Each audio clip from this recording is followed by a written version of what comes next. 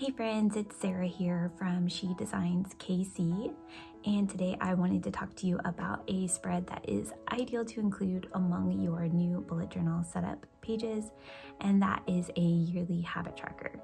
So you've probably used a habit tracker before, but what's different about this one is it's not for everyday habits, but more for those tasks and habits that come up a little more irregularly, maybe monthly or semi-annually, things that we can kind of forget about. They fall to the wayside for a couple of months at a time, and we just want a place to keep better track and make sure that those things are getting done as often as we would like for them to get done. So like, for example, when did I change my contacts last? Was it 4 months ago? And is that why I can't see right now? This is a great place to keep track of things like that. So if you can relate to needing a place to be a little better organized on some of those things, you're gonna love this spread. So let's hop over to the setup and we'll talk about it more. So I'm going to start setting up my spread here so you can watch the process. But before you start your setup, the first thing you'll want to do is spend a little time brainstorming about the habits or tasks that you want to track on your spread. One of the great things about bullet journaling is the fact that you can make your journal fit your needs, and you don't need to make it look just like someone else's. So what you track is probably going to be different from what I'm tracking here on my spread. So what are some of those habits or tasks that you want to be sure you're remembering to do? You can break that down into categories if that's helpful. Think about hygiene, household maintenance, plant care, just to name a few. If you need any suggestions, be sure to check out my blog post with more information and a free printable with as long a list as I could come up with of ideas for a yearly habit tracker.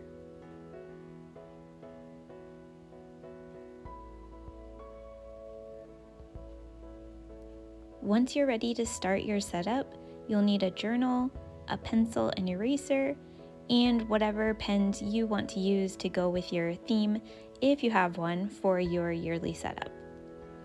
I'm using an Archer and Olive A5 dot grid notebook, and I did the month titles and the horizontal rows using one of my calligraph pens. I love these pens because they have a smaller tip brush pen on one side and a larger tip brush on the other.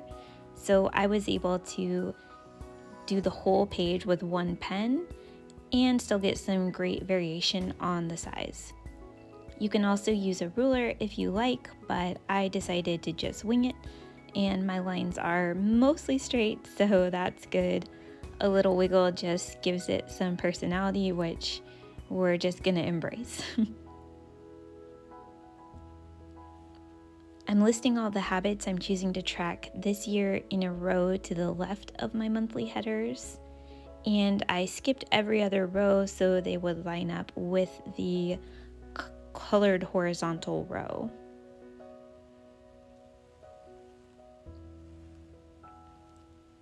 So now I'm going to start working on the title for this spread and some decoration to make this a bit more aesthetically pleasing. So while I work on that, let's talk about what to do when you're actually ready to use this spread. You'll want to decide what icon you want to use to fill each space when a task or habit is completed. This year, I will be writing the date in each dot grid space. For me, I've been using this spread for the past 4 years, and I've kind of tweaked it each year to meet my needs a little bit better. And one thing that I discovered is I like to track my habits, some of my habits, a little more precisely. So in the past, I've used just a dot to fill in the space when I completed that habit. You could also fill in the square, do a check mark, whatever you prefer. But for me, that's just not precise enough. For example, my changing my contacts habit, I want to know that I did that on January 5th instead of just knowing I did it at some point in January. So I will fill in a little 5 in the dot grid space for January next to the change contact habit. Last year I did some of my habits with the date, and the rest that didn't matter so much for an exact time, I filled in with a dot. But y'all, my heart just wasn't in that. It was a little painful to me to have a spread that had dots and numbers all mixed up. It was just too chaotic, and this year I'm going to keep it consistent and do dates throughout.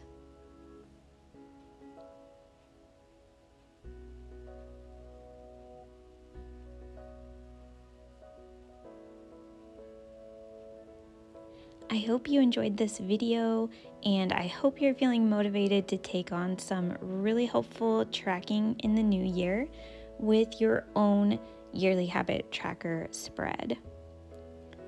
Be sure to check out my blog post, as I mentioned earlier, and take advantage of that free principle with some ideas of habits to track for this spread.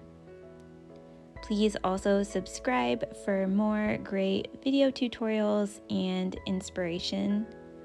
And thanks so much for hanging out with me, and I'll chat with y'all soon.